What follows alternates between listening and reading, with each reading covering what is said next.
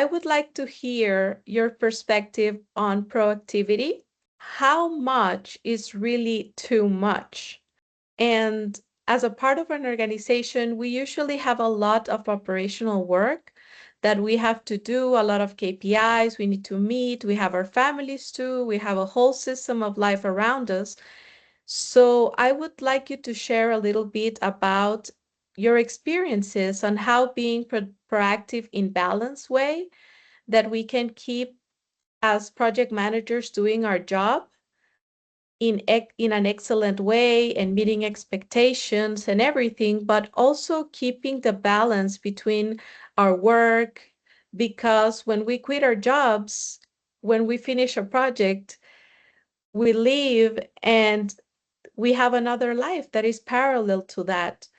So please explain a little bit more about what is the mind or the heart behind this proactiveness. And I want to share the mindset and how you have lived it personally.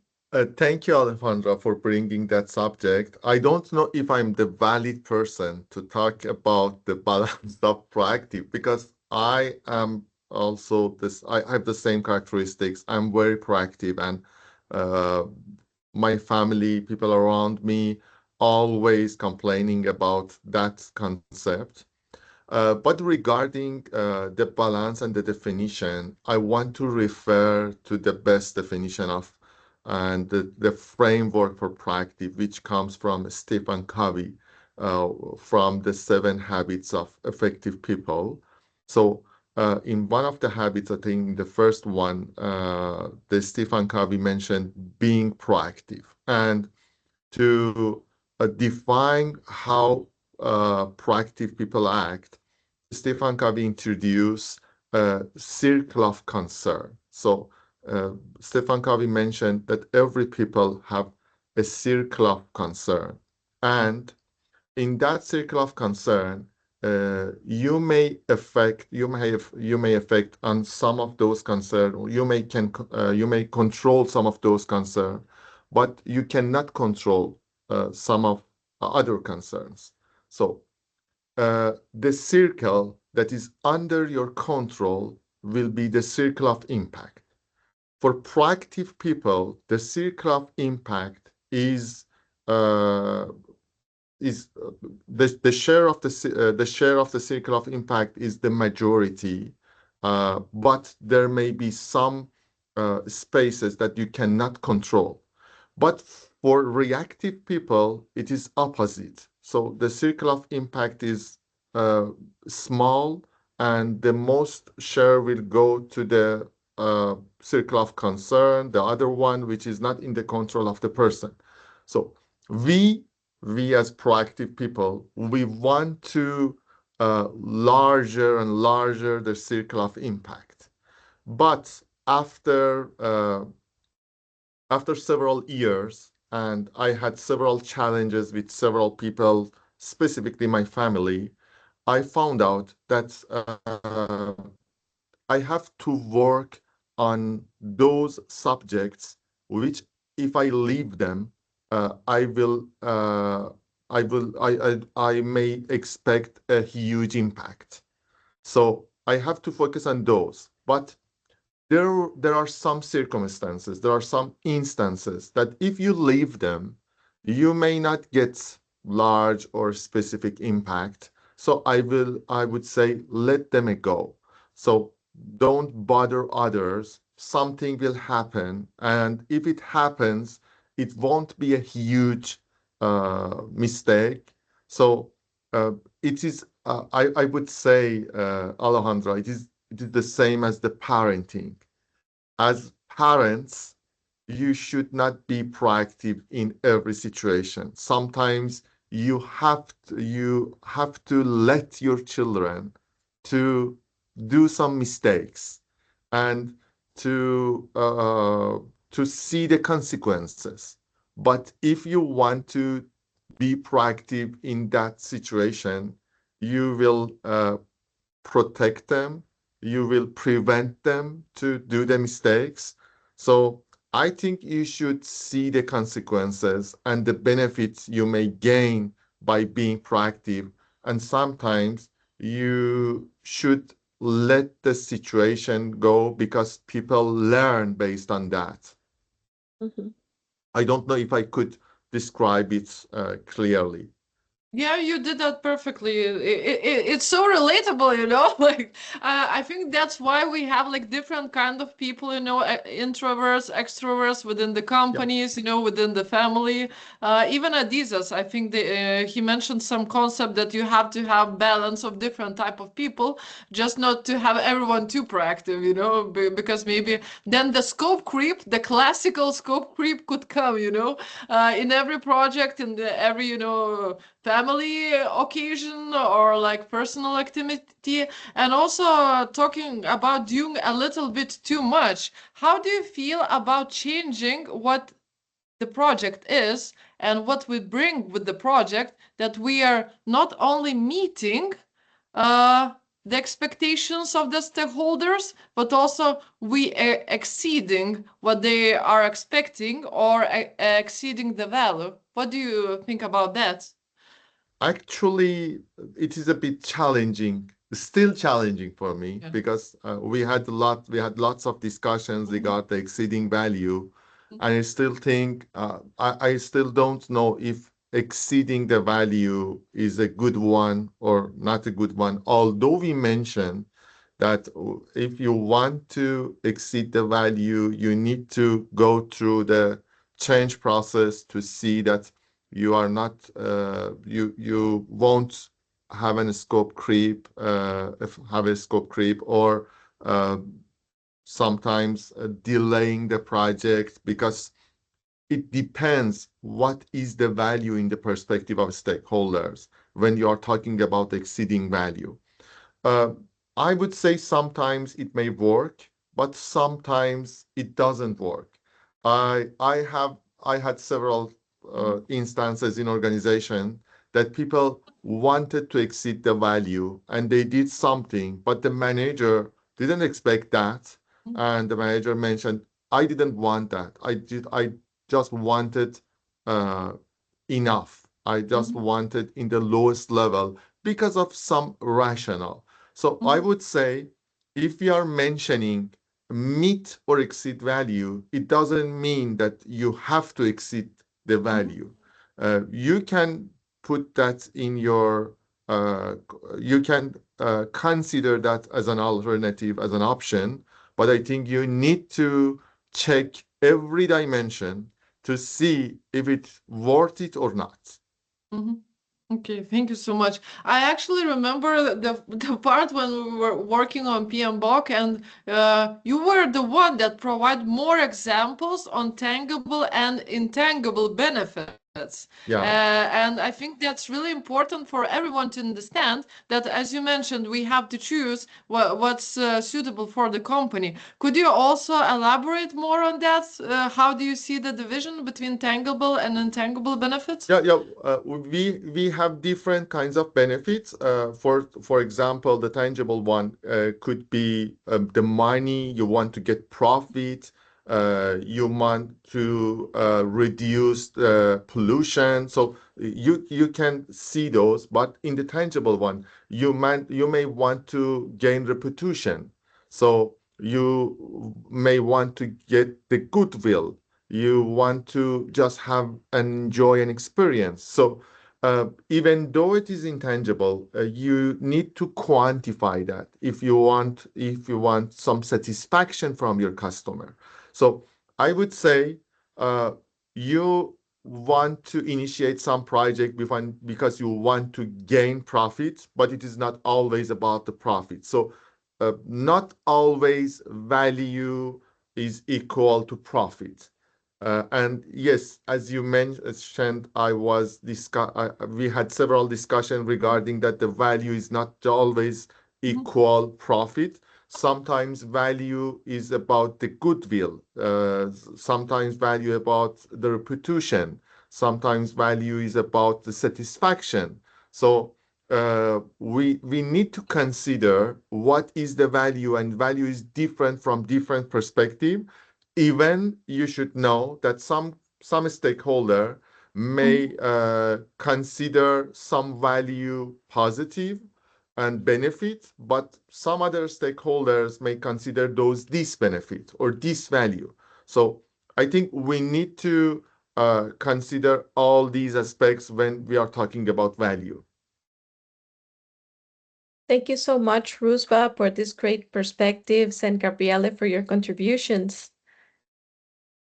I would like, in these few minutes that we have left in the call, to make some questions that would keep people help to understand how to make practical in their day-to-day life, because there might be a lot of project managers that are starting their careers and that they read the guide and the standard and they're like, okay, I know this in my mind, but how do I go and really do it in my day-to-day work?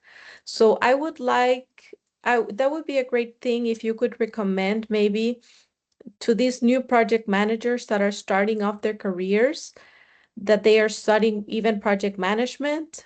If they want to start working on their mindset, how would you advise them to start? with with which belief would be better for them to start off, or what is the road or the path that you would recommend to starting a project manager shifting their mindset into this new project management mindset? Um, I have to mention, if you want to practice something, the first and the most important factor is about the patience. It will not happen instantly or in one day or in 1 month. Uh, and I see that a lot in the current generation, that they want to have something very fast, very quick, and very easy. It will not, it is not happening like that. So you need to practice. And I think the most important factor after patience is about asking questions. For example, for proactive, you need to ask yourself, what can I do to prevent the situation instead of solving the situation?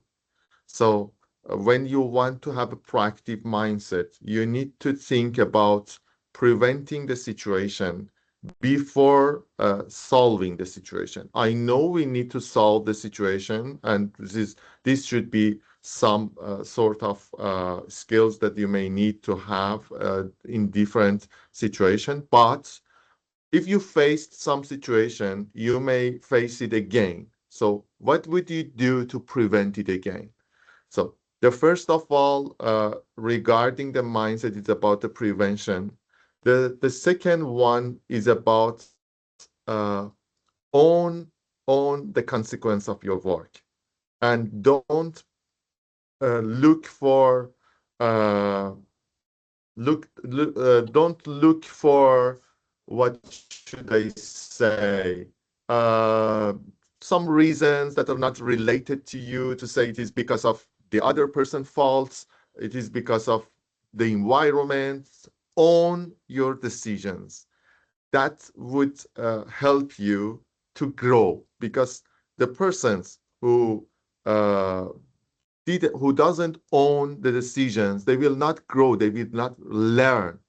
And at the last, please look at the benefit, the result, the value. So what you will gain. I think the last one is one of the important one. Uh, I saw a clip from Paavo Järvi. He's a conductor, orchestra conductor. And when we are talking about the project manager, we mentioned that project manager uh, is a conductor, is like a conductor. So in the class, he mentioned something I think was excellent. He had a student. He asked the student to start conducting, and then he asked the student in the middle of the conducting, in the middle of the music, to stop, not doing anything. And the orchestra continued and continued. And after finishing, he mentioned to the person, As you saw, the orchestra could do something without you. So you have to see what will you do? What is your impact? What are you going to add to the work? So it was very, very insightful for me because always I see the situation when I'm involved that what am I adding? What do I add to the situation? And I think if we work on these concepts, it will help us to embrace the project management mindset, which will work even for life, as you mentioned. Yeah, amazing example. Like, yeah, I always remember that picture by studying project management. And Rouzbeh, do you think that we are going from lean thinking, thinking about effectiveness, just in time, to more being proactive because we have automation, we have robotics, even like, autonomous cars and more things that are done for us that we as human could focus on what's really matters on the mindset and on, as you mentioned, being proactive, own, also bring value. Do you think there is a shift or we can still manage those two, let's say, ways of thinking? Um, Actually, I don't put the lean concept with Mm-hmm. automative or automation concept. Mm-hmm. I think the lean concept embrace the proactive mindset because when you go to the 14 principle of leans, one of them is this: please don't automate a process if you don't do it correct by hand and manually. Mm-hmm. So I think you can see the proactive mindset here. So if you automate a wrong process, then you will produce the wrong result Mm-hmm. very fast and in large scale. So I think when you're talking about the lean concept, and I think it is still valid. And when we are talking, I had a discussion with Eduardo and Ahmed in the last episode we had regarding the PMBAK 8. We talked about AI, and I told Ahmed and Eduardo it is very scary for me. Now I see many people that come to meeting with a report generated by AI without reviewing it, without validating it. So this is not this is not proactive. This is not reactive. This is passive mindset. So this is automation, and if it is still automation, I think it is nothing because Mm-hmm. then I could do it myself. Why should I ask you to do that? If it is about asking ChatGPT or other AI, I could do it myself. So you can use those as an assistant, but you need to review it to prevent any mistake. So I would say it is not a shift. I think it is about emphasizing or highlighting something that exists before, but we didn't use it, and I think we are forgetting it. So we need to emphasize on that, to keep in mind, to practice it. And I think most of the people are forgetting it during the life because of several challenges they may face, and not all people would put enough time to embrace those kinds of mindsets. Great. Thank you so much for that. I think one of the biggest issues as project managers that we face is all the culture around us in the organizations and how that culture is working in different islands. I had the opportunity to share a conference a few months ago about how to bring these islands that are working as different or separate teams and working into one separate team. And now that you bring up the AI and the technology and everything in this past intervention, I would like to understand a little bit about how do you work as a consultant to work with the cultural change within organizations, to help the management, the CEO, and the top level executives to understand the importance in investing on developing the project management mindset, these changes of values, the different ways of doing things to stop bringing in technology because they, they want the latest software, but right now they all want to do AI. But how do you make this really sustainable in time? Because I think that our job as project manager professionals is to understand not just what we're delivering. We're not delivering just services, we're delivering value and the value that needs to be sustainable. So, how do you tackle this in your experience? It is very hard. It is very painful as a consultant. So, as a project manager, I always recommend people when you are working in an organization, you need to follow and adopt the culture of the organization because you cannot change the culture. You need to work on some aspects of the culture to somehow, if it may be an impediment in your work to correct those, but you cannot change the culture. But when you are working as a consultant, you are going to change the culture, and changing the culture is very painful for all people in the organization. So I would say it's very, very hard. First of all, uh, it is a long process to select a company to enter as a consultant because I have to get the buy-in and commitment from the top manager.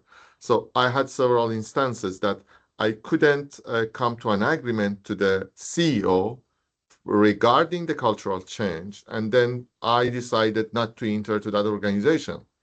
Although I could enter and do some business and get the money, but I don't like that. I want to make an impact. So it is very hard. And when I enter to the company, the first thing I teach those people, the ambassador who are trying to change the culture and the mindset in the organization is one word: why. So the first thing is why. Why you are doing this? Why you are changing this? Why you are using AI? Why do you want to automate this? Uh, why do you want to automate this process? So when you are asking why, and when you are asking for the value they want to gain, then everything because they didn't consider the value. For most of these organizations, the success is just checking the done. So we could automated the process. So done. And this is the success and celebration. But for why? What should we gain with that one? And they don't have any answer for that. And when you open the box, so everything become complicated because they don't have any answer for that. So they have to stop it because they need to deliver value. And I like this one that we emphasize on the value because we don't want just to do some automation. We want to gain value. So if you don't have anything in mind, so you don't have any clue regarding the value, why should I initiate this kind of projects?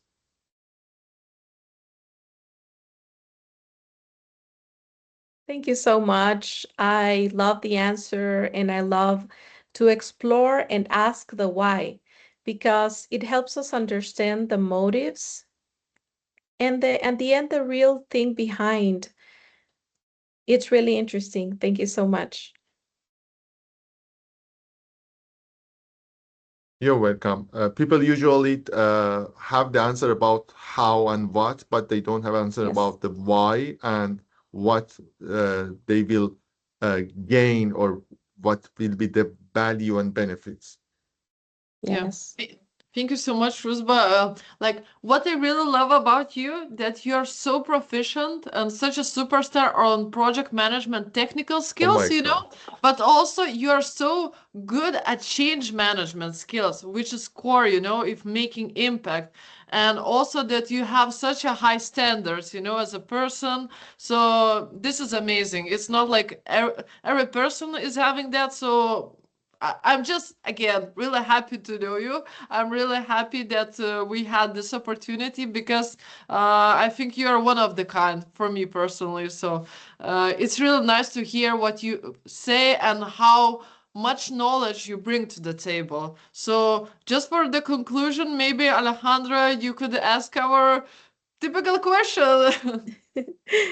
Yes, we came up with a closing ritual here at PMOdyssey, and we want to ask, we believe at PMOdyssey that is a journey. It's about the project leadership journey. It's not about implementing tools and techniques or the hard skills. We want to make sure that we help people to shape their journey and about how they think and how they decide and how we learn to use these tools, like we're saying in your example, it's not just about implementing a new technology, it's about knowing the why behind it or the value. So I would like to ask you, what is one lesson that you have learned in your own PM Odyssey that you would like to share with our listeners? You can use a small word, a phrase, an advice, something that you would like to share with all the people that are going to listen to our podcast. I like a word and I really like it. Making a story.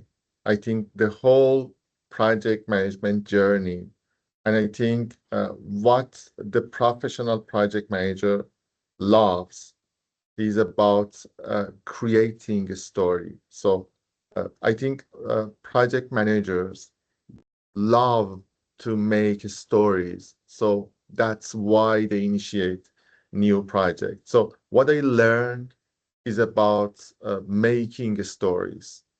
So Thank you so much, Rouzbeh. So, thank you so much for sharing all your knowledge, experience, everything with us because I can listen to you for hours, to be honest, but we have to finish. And thank you, everyone, for listening. We are going to provide the link of LinkedIn. You can follow Rouzbeh. You can also see other podcasts that he participated or he co worked on those. And stay tuned. I think Rouzbeh is going to be and do so many great things. So thank you so much for being here, Rouzbeh. Thank you. thank you all. Thank you for having me here. And I really enjoyed talking with you, and I hope everyone enjoyed